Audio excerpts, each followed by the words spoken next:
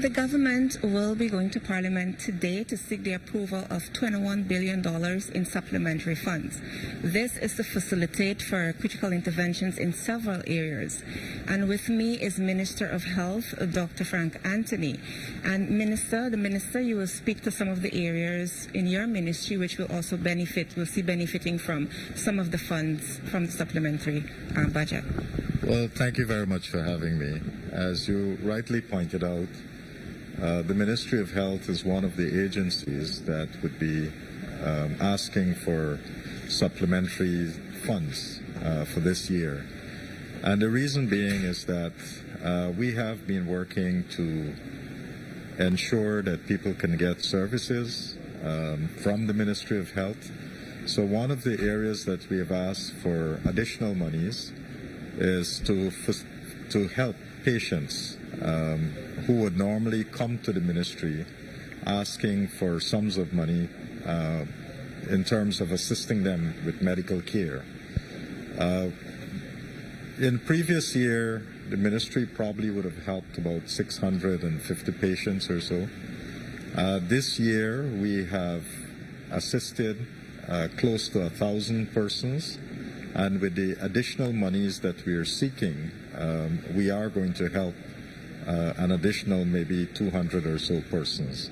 So this is one of the areas because persons have been coming to us asking us to facilitate or payments for MRIs, asking for help with special types of surgery, whether it's in cancer, whether it's in heart conditions that they have and they needed to get surgery. And there are a whole host of other procedures. Some of it was done locally in the private sector, others were done overseas. So there's a range of medical conditions where we have assisted patients. So this is one of the areas that we'll be asking for some additional funds. And can you speak to the urgency of this? Because when you speak of supplementary funds and then you're going towards the end of the year, can you put it into context so persons can understand how urgent this is for these persons? Yeah, many of these patients, because of their medical condition, so if they have a heart condition and they're required to have a stent, it is really urgent because they would need to, in some cases, the arteries are really blocked. So if they don't get the surgery, then it can affect their lives in a very significant way, and in some cases causing death. So it is a life and death surgery in some cases. In other cases, there are persons with cancer.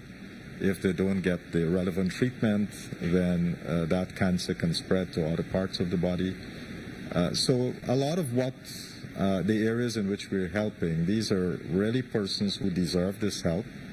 Many of them are really poor people that cannot afford these sums of money.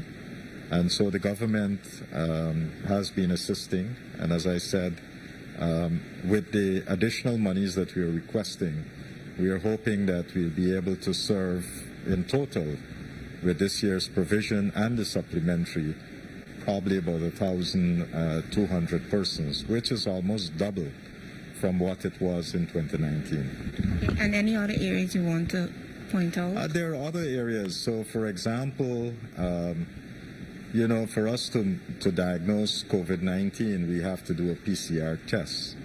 So these things cost a lot of money. And this year alone, we were able to do, in the public health sector, approximately 400,000 PCR tests. And we need to do it so that we can know what is happening with COVID in Guyana. It costs a lot of money. So there is a provision, a supplementary provision that we're asking for that would allow us to continue doing this level of testing going into next year. And so that's another section of the budget or the supplementary that we're asking for additional monies to make sure that we can continue to do PCR and antigen testing in the ways that, we need to do it. This means that we have to put capacity in all the regions. And persons who require these tests, when they come into our facilities, they'll be able to get it. In addition to that, why this is also very important, we know that with the threat of Omicron, the new variant that is circulating in the world, which is right now in about 70 countries, one way to know whether or not we're seeing a surge in cases is to do the PCR or antigen tests. And in many countries where they have seen Omicron circulating, we have seen a steep increase in cases. And the only way you will know that is you will have to make the diagnosis using these tests that we are talking about, PCR and antigen and so forth.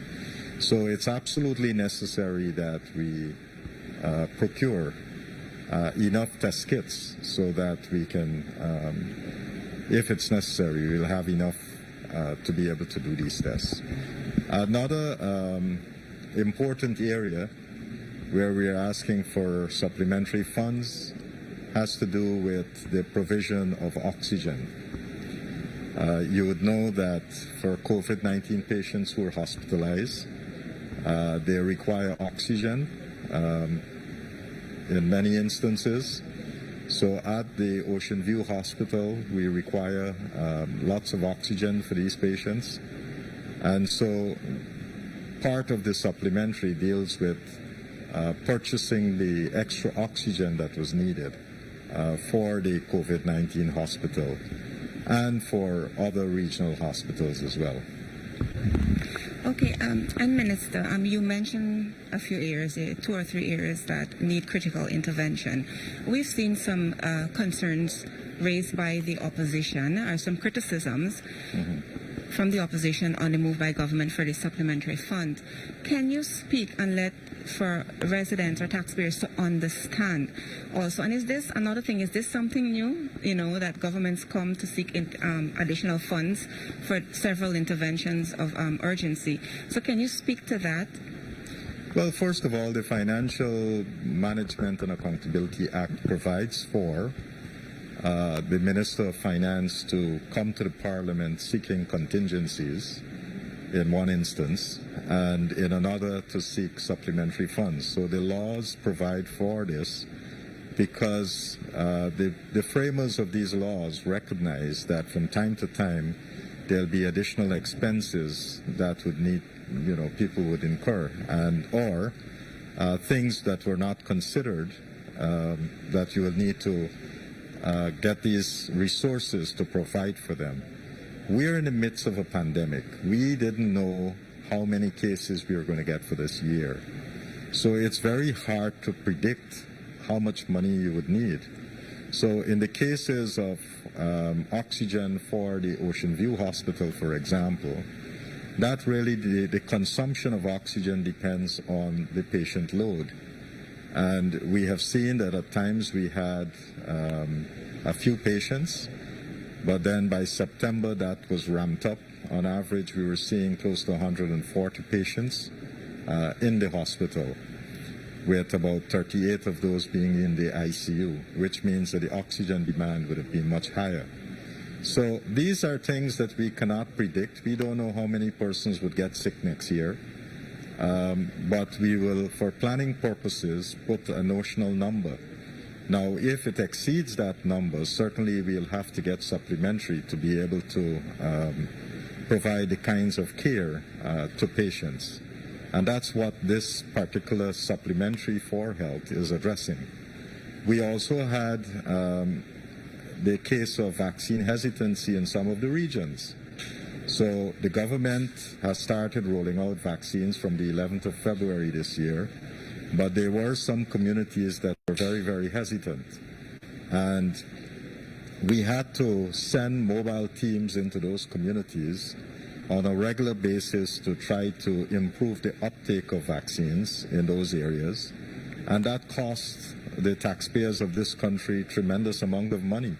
Because every time we send teams in there, it's not only transportation, you have to give people subsidies, you have to give them a meal, They'll be away for some time. So all of these things add up. Were not foreseen. And these are all unforeseen things, right? We had budgeted for some of this under our regular budgeting, but the amount of times that we had to go into these places because of the hesitancy, because of misinformation in these communities, it required staff to go out there continuously to be able to work with those persons trying to reduce vaccine hesitancy and hopefully to get people vaccinated. So that's another area that we had to expend a lot of resources. Another area that we spend a lot of money on is to get PPEs for staff, right? PPEs meaning having enough N95 masks so that none of the hospitals, none of the staff are put at risk, to make sure that we have enough gowns, to make sure that we have enough hair covers, shoe covers, and all these things. They cost a lot of money, and therefore, we have to make adequate provision so that we are not short of these items, and that our staff is constantly protected and it's available. When you look at what we would have inherited in, say, early 2020, when we saw what was happening in early 2020, not much testing was being done. And in some days, there were about 5 PCR tests that was done per day. That's not a lot of tests, and therefore that's not going to give you a good understanding of what is happening. Compared to how many are being done now? And from there to now, you would have seen a vast improvement, right, in terms of testing, in terms of provision of PPEs. In the early days of the pandemic, PPEs were rationed. So people were given one mask, told to wear that for I don't know how many days, given one gown, told to wear that for a long period of time.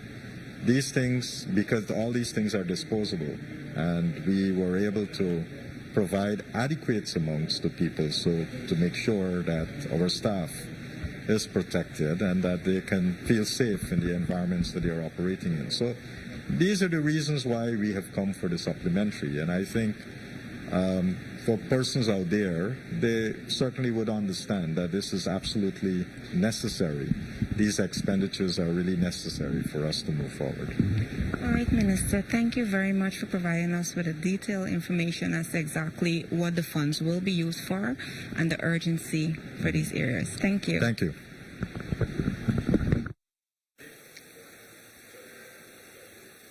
Today, the government will be moving to Parliament to seek an additional supplementary funds of $21 billion for intervention in several critical areas. With me is Minister of Local Government and Regional Development, the Honorable Nigel Darmlall. Minister, good morning. All right, thank you, Melissa, and I'm happy to share with you what is it that the Ministry of Local Government and Regional Development would be applying for in the supplemental or seeking approval for. We have 10 administrative regions as well as the overseer, which is the Ministry of Local Government and Regional Development.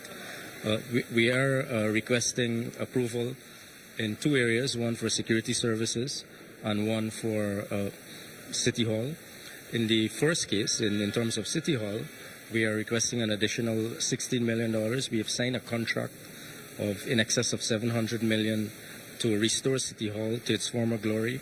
That contract is about 18 months, and it'll be finished in 18 months.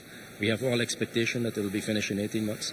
So this 16 million plus that we are applying for, it is basically to cover the advance mobilization. So we do not think that there should be any issue about it. City Hall is one of the iconic structures in our country. And it took this government, President Ali himself has been behind the city of Georgetown, leading the effort to enhance as well as restore where we have to restore. So City Hall is one of those buildings that we have to restore. And we expect that this is going to add to the tourism value of our country, especially in terms of historical tourism, and more importantly, to the heritage and to the overall aesthetics of Georgetown. So unfortunately, the city through the City Council, which is led and has been led by the PNC-dominated council for all its time. They have been unable to do any development work, and the government is now doing the heavy lifting. We are doing quite a lot more investments in Georgetown to the tune of hundreds of millions of US dollars. All the heavy lifting in terms of road and drainage infrastructure, as well as other types of infrastructure within the city. We are also dealing with security services. One of the biggest issues in the country in the last maybe 12 months has been the threat to many of the public buildings in our country, and especially in the regions. We have one case where a school in Northwest was burnt, and the source of the fire has been proven to be arson, according to the Guyana Fire Service. We have up security, and we expect that the opposition is going to support it, because we have to make sure that all of our facilities and installations are well protected. So that amount is around 550 plus million. Okay, and can you speak more to the urgency of this? Because when you're speaking about supplementary funds, additional funds, and coming to the end of the year. And secondly, I mean, we've heard some criticisms from the opposition. Is this anything new? Is this something new? Well, the opposition, I think that they are bereft of ideas in terms of how we can motivate the economy and stimulate the economy, get more people employed, get more monies in the national financial system.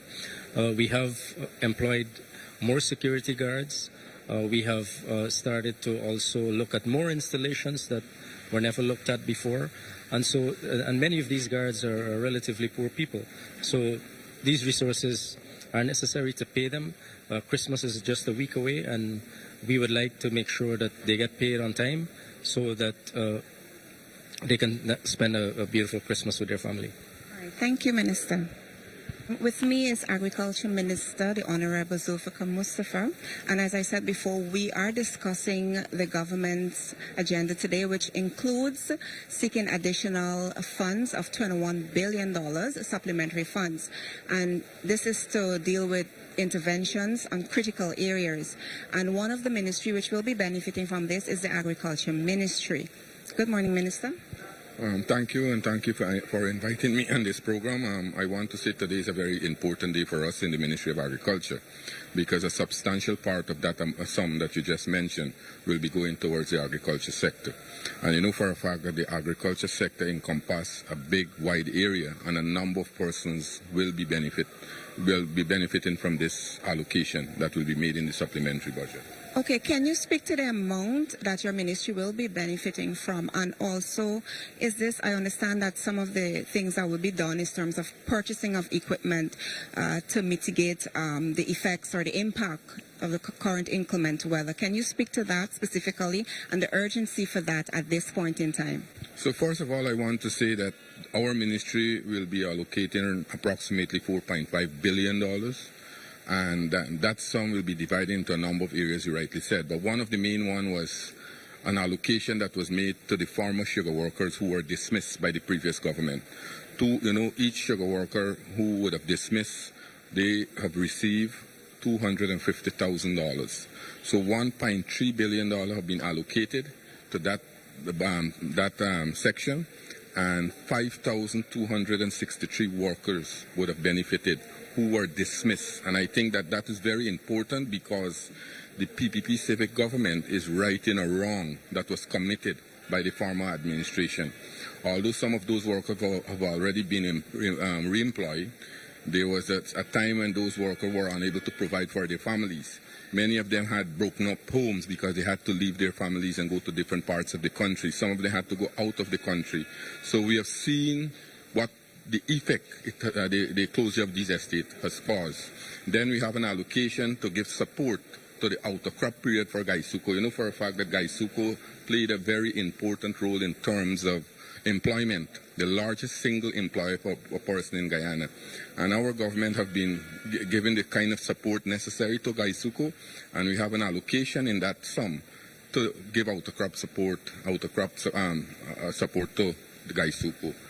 And then we have $236 million that is committed to do emergency DNI work to help mitigate flooding around the country. You know for a fact that we have experienced severe flooding over the last few months in May, June, and then only recently. And I think that with the work that we have done, the works that we have done over time, we have it has mitigated and we have minimized, so to speak, flooding in this country, and we'll continue to expend critical sum to ensure that we mitigate these flood conditions that we are experiencing. When 1 year ago, when I became Minister of Agriculture, almost majority of the canals and DNI structure were in the dilapidated state. Today, we are once again seeing that funds are being made available to repair those structures, to clean those canals, and we are getting better drainage now that we are having. Then we have another sum of $755 million that is allocated to purchase equipment and machinery. Those are very critical aspect in the Ministry of Agriculture DNI program. You know for a fact that as a ministry, we are trying to get 24-hour service in terms of drainage and pumping out of water around the country, and that is why we are boosting our system. We have requested to the government, and they have granted us to purchase more excavators, more pumps, and motor graders, things like that, so that we can help repair the dams, repair the DNI structure, put these things in place, and also help to mitigate the flooding around the country. This will benefit tremendously, and that is why we are seeing, because of the allocation we are putting in this sector, we are seeing more and more people coming into this sector, and agriculture is once again on the upsurge. Thank you.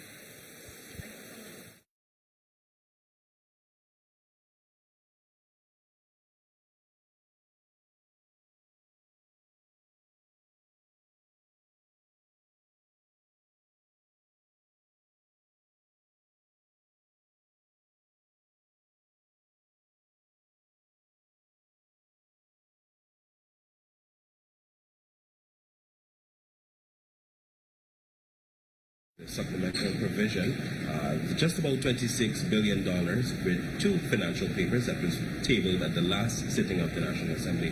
So in studio with me at this time, we have Senior Minister in the Office of the President with Responsibility for Finance, Dr. Ashley Singh, and we'll get into that discussion right now. Thanks, first of all, for being here. And could you tell us in a nutshell what this supplemental budget will be used for across what ministries and what programs will be benefiting? Sure. So thank you very much, of course, for giving me this opportunity, and thanks a lot for asking the question.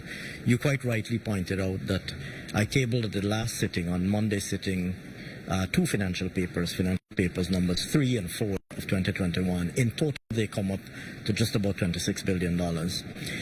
They seek parliamentary approval for allocations across a number of ministries, and allocations that are absolutely critical to the implementation of our government's very aggressive and very people-centered development program. So if you look across the allocations, and they're listed, of course, in the financial paper, but just to highlight a few, we have, for example, an allocation of just over $7 billion for the housing sector. As you know, housing has been a high priority in our national development agenda. In fact, in the previous People's Progressive Party civic government, housing was one of the sectors that we recorded really tremendous signal achievements. The development of entire new housing areas, the rollout of thousands of house lots, as a result of which many tens of thousands of Guyanese families have become homeowners. We committed in our manifesto to distribute 10,000 house lots a year over the next 5 years.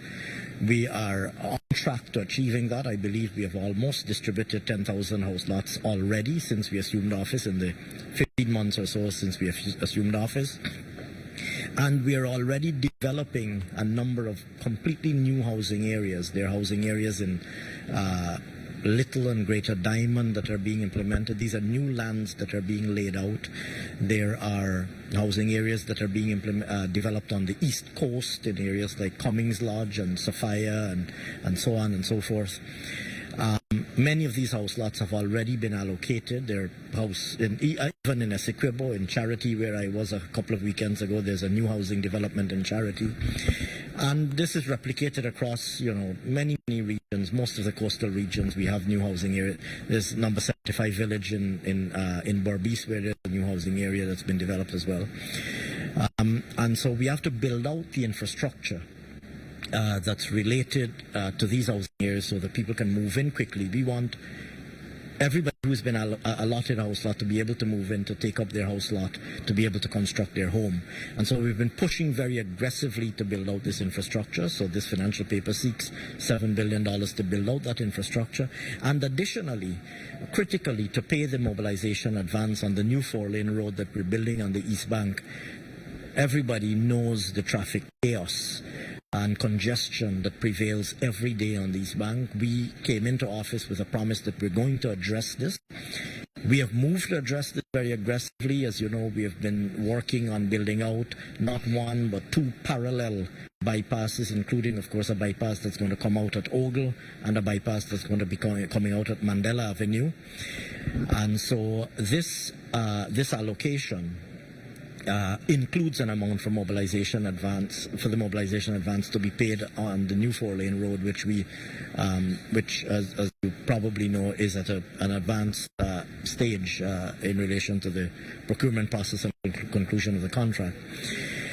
Similarly, in the water sector, we have an allocation of more than $1 billion for water development of coastal and urban water facilities, sinking of new wells, including in areas where there are new population centers or where existing facilities have become overburdened or need critical rehabilitation or renewal. So there's a significant allocation for water in excess of $1 billion intended to address the imperative of delivering good quality water, potable water to every household in Guyana. So outside of housing and water, we also have critical allocations for other sectors, the health sector, including allocations that are associated with the rollout of the vaccination campaign. As you know, we had an aggressive vaccination campaign, taking vaccines, buying vaccines in the first instance, and delivering them to communities, including hinterland communities like Region 8 and communities like Region 10, where there is a relatively low vaccine take-up, but we're working hard to bring up the vaccination rate. So we've had a heightened presence in these regions trying to implement vaccination programs. So there's a supplementary allocation sought in relation to the vaccination program in the health sector. We're also doing a lot of work in agriculture, including critical allocations for the sugar sector, amongst which, of course, is the payout of the $250,000 to every single sugar worker who was severed. That payout, as you know, took place last weekend. And also critical out-of-crop support to the sugar industry, given the severe challenges that the industry continues to face, and which challenges were further exacerbated by the floods that we faced in June and July, which completely wiped out cane fields in places like Albion and so on, and which really impacted on the cash flow of the company. Still in agriculture, we're investing heavily in drainage and irrigation. We want to make sure that our drainage and irrigation sector has the capability to meet the needs of protecting our fragile coastal presence. You just have to look around at what we faced over the last 2 days or 3 days to see what heavy intensity rainfall, particularly when it coincides with high tides, what that can do to our coastal drainage and irrigation systems. And so we have been investing, and we are investing even more heavily in the DNI's capabilities, including procurement of heavy equipment, earth-moving equipment, etc. So we have an allocation for drainage and irrigation.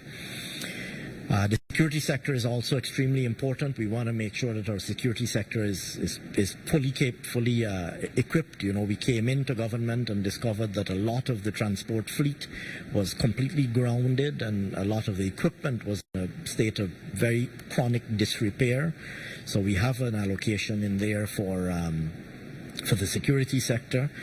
And in particular to ramp up their transportation fleet, because we want policewomen to be able to fan out to communities, to be able to be doing their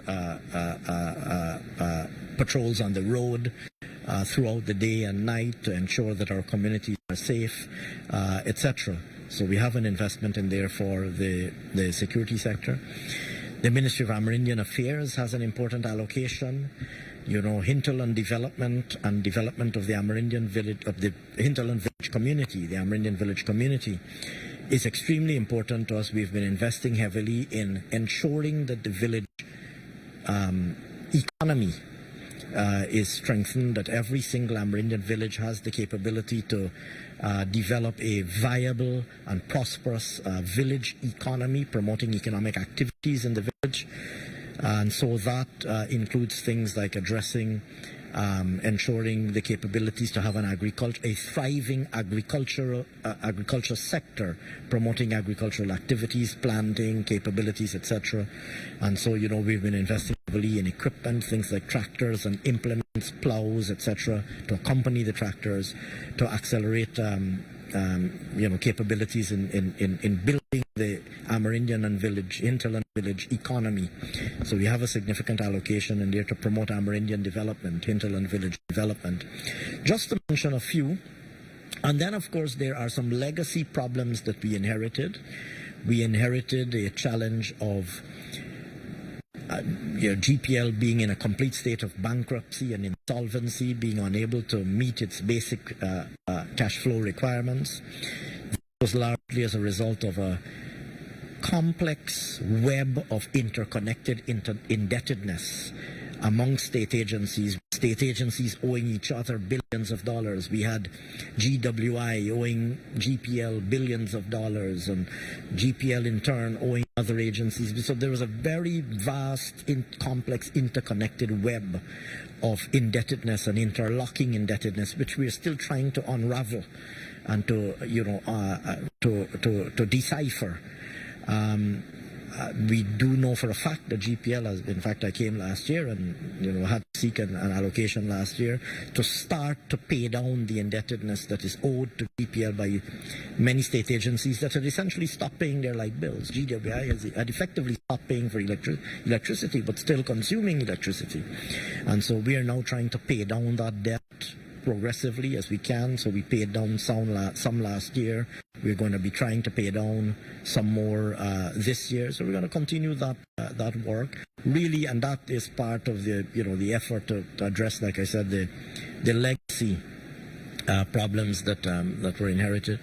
And then there were some challenges associated with emergencies that arose. To give you an example, we had to make an emergency allocation to the Ministry of Home Affairs in response to the Brick Dam fire.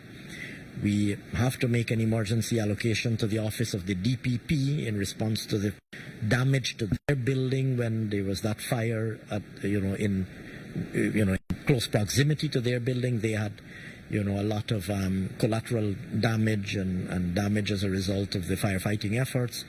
So we have to do some, both as a result of the fire and the response to the fire. So that's just to give you a flavor of some of the allocations. It's, if you go through item by item, if I had the paper in front of me, I would have gone through item by item. There are a number of items that are of absolutely critical importance.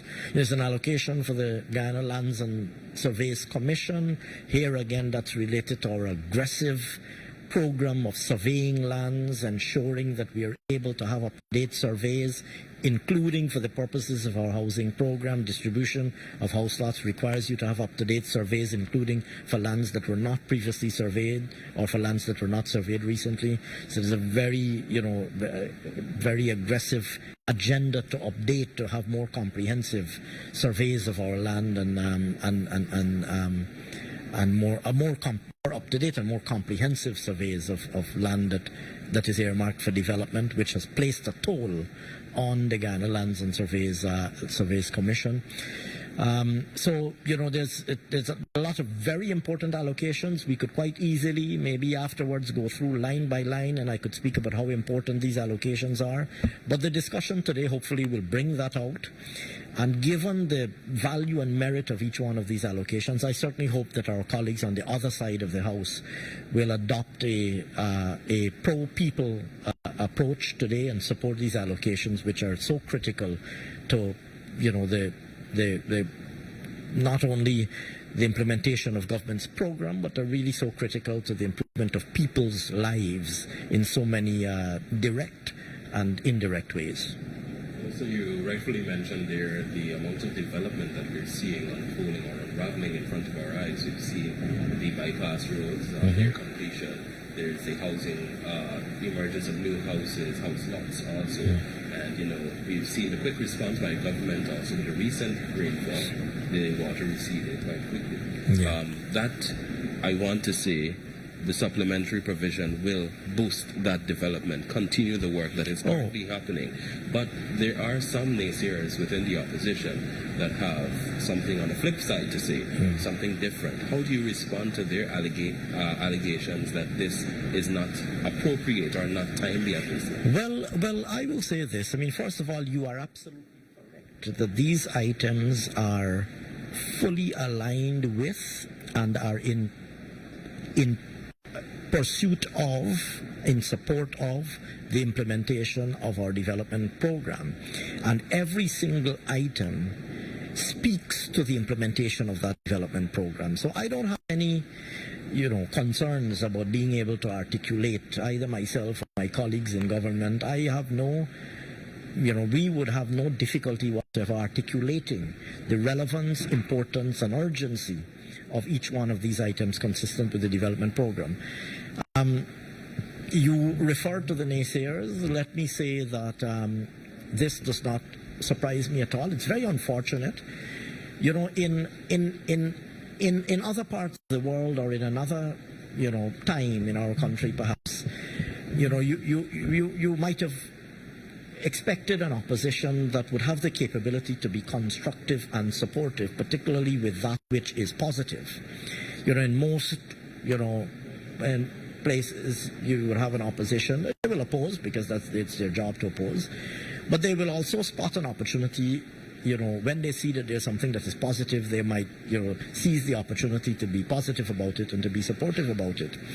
And so, I still yearn for the day when we will arrive at the point where we have an opposition in Guyana that is willing to support that which is positive. I'll tell you this. If you rewind to 2015, Vice President Jagdeo, who was then leader of the opposition, made a very, very bold statement. But it was reflective of who we are as a party. He said any initiative brought by the then APNU-AFC government to Parliament to implement their own manifesto promises, he will support. He said the things that they promised in government to deliver to the people of Guyana, if they bring those things to Parliament, he will support. And tragically, they hardly brought any of the things that they promised to the people of Guyana. And there were many instances where when they brought something to Parliament that we saw that the then opposition, then People's Progressive Party opposition, saw that was positive for the people of Guyana, that we voted in favor of, under the leadership of the then opposition leader. So like I said, he made a very important statement as a new leader of the opposition in 2015. He said, anything that you bring in support of implementing your own manifesto promises to deliver to the people, I will support. I would very much like, to think that one day we can have the reverse in operation, where they recognize that these are things that we promised the people of Guyana. These are things that the people of Guyana elected us to office to deliver. These are things that are positive, constructive, that will help people's lives to improve, and they will take the mature and responsible position of supporting these items. And so today's vote will be yet another opportunity for them to demonstrate whether they're willing to support things that are positive. You can't argue with delivering development to Amerindian communities. You can't argue with improving the capabilities of our security sector. You can't argue with rolling out a housing program that's going to deliver house lots to the people of Guyana. You can't argue with strengthening the capabilities of the National Drainage and Irrigation Authority. Those are things that you can't argue with an emergency response to ensure that the Guyana Police Force is able to get back on its feet the very day that the Brick Dam fire occurred. You could scarcely logically and rationally argue or object to those initiatives. And so It would be interesting to see this today, whether they will take advantage of that opportunity, seize the opportunity, and vote in favor of these allocations, or whether they will continue to adopt their unfortunate, obstructivist, and indeed in many cases destructive, obstructive certainly, and occasionally even destructive. It would be very interesting to see whether they will finally decide to vote in favor of that which is positive and that which is in favor of development, or whether they will continue to adopt their obstructivist stance. Today's vote will be yet another demonstration to the people of Guyana. Yeah. Thank you so much for that, Minister Ashni Singh. And also thank you for taking time to be here. I know you have to head into the Dome to start your presentation. So in the meantime, we want to thank you, our listeners and viewers, for this program. We will be bringing to you live updates right here from the Dome of the Arthur Chung Conference Center. I'm your host, Travis Bruce. Thank you very much.